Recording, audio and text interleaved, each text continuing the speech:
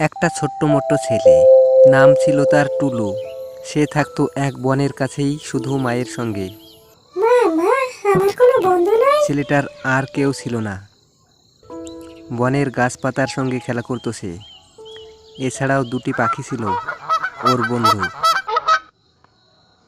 আর কোনো বন্ধু নাই বলে টুলুর খুব মন খারাপ। একদিন টুলু হাঁটছিল বনের মধ্যে দিয়ে। বিকট একটা গর্জন শুনতে পায় সে হঠাৎ।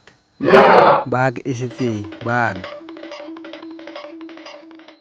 বনের সব পশু পাখি ভয়ে ছুটতে থাকে। টুলু দাঁড়িয়ে যায় বাঘের সামনে। চেঁচাও কেন শুধু? অন্যরা ভয় পায় না বুঝি? বাঘ টুলুর কথায় চুপ করে যায়। পথ ধরে বাঘ চলে যায়।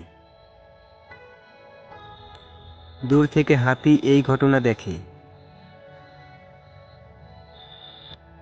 ছোট্ট ছেলেটার সাহস দেখে হাতি ওর বন্ধু হয়ে যায়। টুলু খুব খুশি। সে হাতির পিঠে চড়ে। ওরা দুই বন্ধু বনের গভীরে যায়। একটা নদী দেখতে পায় ওরা। হাতি তার সুর দিয়ে, তারপর ঝর্ণার মতো জল দিয়ে ভিজিয়ে দেয় টুলুকে। টুলু খুব মজা পায়। নদীর জলে ডিগবাজি খায় টুলু। টুলু সাঁতার জানে, তাই নদীতে জবাত করে লাফ দেয়। ডুব সাঁতার দিয়ে অনেক দূরে মাথা তুলে। হাতি আর টুলু গোসল শেষ করে আবার বনে হেঁটে চলে। হাতির কান ধরে সরে দাঁড়িয়ে পিঠে চড়ে টুলু। দুই বন্ধু কিছু দূর যাওয়ার পর হরিণের সঙ্গে দেখা হয় খরগোশের সঙ্গেও। সবাই বনে বাস করে ওরা। বাঘকে ধমক দিয়ে তাড়িয়ে দেওয়ার জন্য টুলুকে ধন্যবাদ জানাই। চলতে চলতে ওরা একটা নারকেল গাছ দেখতে পায়। নারকেল গাছ দেখে টুলু দাঁড়িয়ে যায়।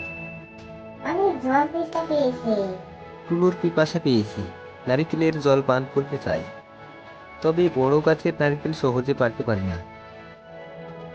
হাতি তাকে সুর দিয়ে তুলে ধরে। টুলু সহজে নারকেল পেড়ে নেয়। আরো কিছু দূর যায় ওরা।